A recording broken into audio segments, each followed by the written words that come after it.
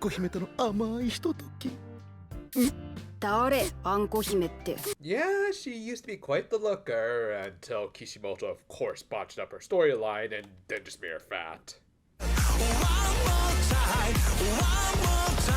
Continuing right from where we left off last week, Nakao was about to throw a fist with Kumota, which I was really looking forward to, but they were soon interrupted. Some guys in masks came in and shot things up with rubber bullets. Yeah, that's what happened, not something that could get us demonetized or anything. Yeah, this is probably going to be a tough review to edit, as I'm honestly not sure how much I could get away with, especially with them showing all of this crimson in this one episode. Anyway, both Yakuza bosses were assassinated, along with seemingly Kumota. Nakao and his henchmen managed to escape because these guys can't figure that they should also maybe take care of all of the witnesses the same way Shocker tries to hide their existence, which, speaking of which...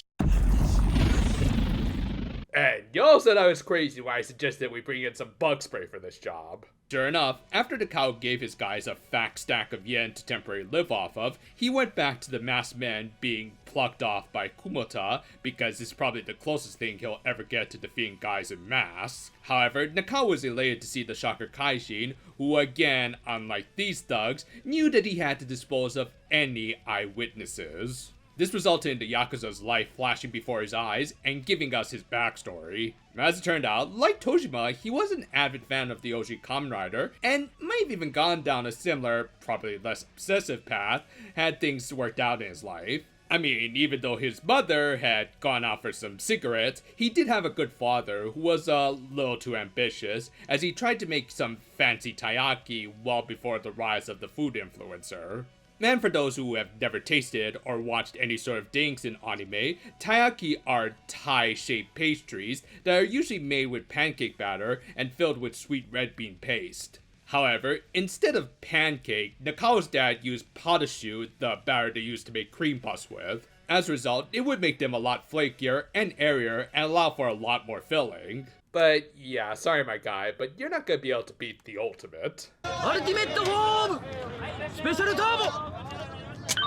Well, that, and the fact that potashu is significantly more expensive to make than pancake batter, plus he also had to have a custom cooking iron made to cook them properly. All of that put their finances well into the red, and in spite of admittedly having a pretty awesome slogan, they sold horribly. Yeah, while they tried to play it up for laughs at first, things just became depressing by the end, especially when the debt collectors came a-knocking. Oh, so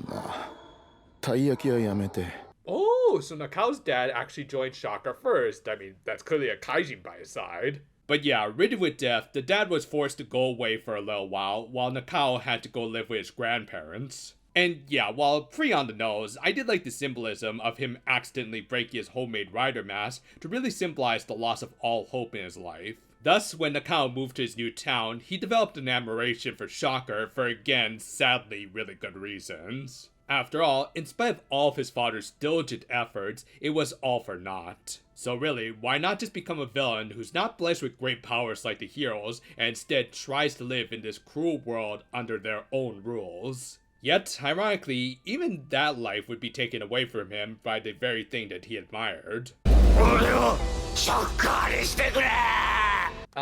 really think that we can use that as our title card at the end of this review?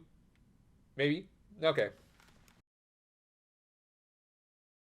Actually, somehow, Nakao survived having his chest pierced by Emo Peter, which yeah, that would be one of the worst and most meme ways to go out. Thus, he was able to regroup with his guys, who took what was probably more of a figure of speech, literally, and ate a ton of yakiniku.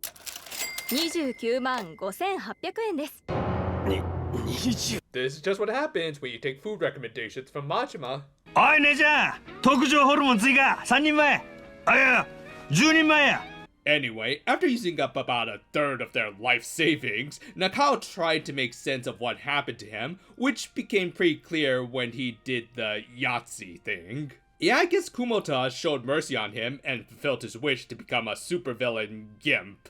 Kind of ironic, they basically got the same treatment as the OG Riders, albeit as a low-level grunt rather than the almighty superhero. And yet for Nakao, this was way better than anything else. And yet, interestingly, he wasn't overly excited about it. I mean, he was happy, but you'd think after vomiting up all that red bean paste, he would be a little more ecstatic. Then again, I guess like most people, he never really considered what he'd do after achieving his dream. Would he join in on Shocker's goals of world conquest, or just live out his life as best as he could, which really I think was his real goal from the start? Well, until he got the call from his very problematic great leader, he may as well have just stuck with the latter. Though at the same time, as Yakuza, they were now leaderless due to their boss's assassination, and thus had to consider going their separate ways. 何にでも終わりってもんがあんだ。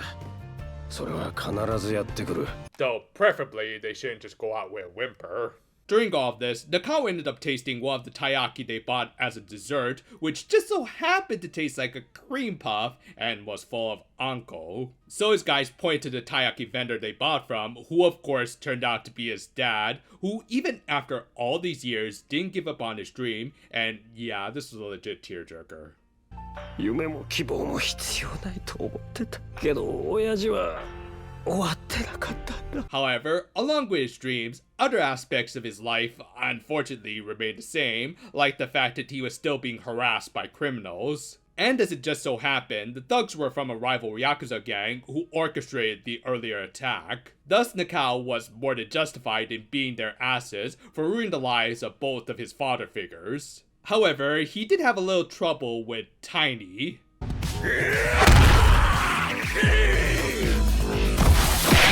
It's usually the fat guy who oversells the lariat. Not even really kidding, as the guy turned out to be a former pro wrestler, which kind of tracks considering how poorly NGPW has been run lately. Fortunately, not only did Nakao have the power of God and Shocker on his side, he was also a pro wrestling fan. You would think a move like that would be way too brutal to use IRL, but no, it actually has been used by guys like Will Ospreay and Kenny Omega, and they haven't suffered any real issues. By the way, why haven't they been on television lately? But yeah, after doing the exact opposite of what a Shocker Trooper should ever do, Nakao was able to have a few words with his father. Of course, the old man probably couldn't recognize the son that he abandoned when he was still a kid, and was also currently wearing a gimp suit, but he might have been able to pick up on it a little through his parting words. 通りすがりのショッカー戦闘員です。 Somewhere Sakasa is getting both the feels and the chills. With that, the episode ended with the rest of the main cast really earning their paychecks at the very end. This was just a really good and kind of touching little episode. Nakao was always kind of a fun foil to the wannabe riders, but this episode not only fleshed him out, but they also really made you feel for him. It was also probably one of the most gritty and violent episodes of the whole series so far, which was fun to watch, but it's gonna be a pain in the ass to edit later. Funny thing is that while we did make a lot of comedic references to the Yakuza game series in this review, this really did feel more like one of those games rather than a show about a bunch of nerds trying to become like their favorite children's show heroes. I mean, sure, that was kind of a given, considering that they barely appeared in this episode, but the theming here was definitely more in line with the games about a bunch of guys who get stuck in an endless spiral of misfortune and tragedy that forces them into the criminal life, and yet, in spite of all of it, through their determination and hard work, they manage to make their lives better for themselves and others around them. Nakao unquestionably had a rough life, with a lot of it being more the fault of his overly ambitious father. As a result, he did grow up to admire the very worst kind of people, and yet after achieving his dream of joining Shocker, he didn't actually follow through with their general code of conduct, and instead just followed his own more humbler path. Seeing Nakao reunite with his father, who never gave up on his dream, and even seemingly achieved it, was really damn touching, and I actually like the fact that they didn't reconcile, because that would just kind of go against Nakao's way of life. A way of life that was based on his own whims, and not of that of the Kamen Rider, or even Shocker. It all made for an overall really emotional and gripping story that also happened to be a lot bloodier than usual. Still, at least one Yakuza was able to live out his life to the fullest until the very last bite. Thank you for watching, and if you're interested in pastries that'll put you into bankruptcy, well, I would suggest investing in these guys. That, and you can also watch some of our other videos on this channel that we will upload almost daily, and with some new content in the very near future. Look forward to Idol Precure next. Until then, though, for now, my friends. Ooh, I'm not missing out on this.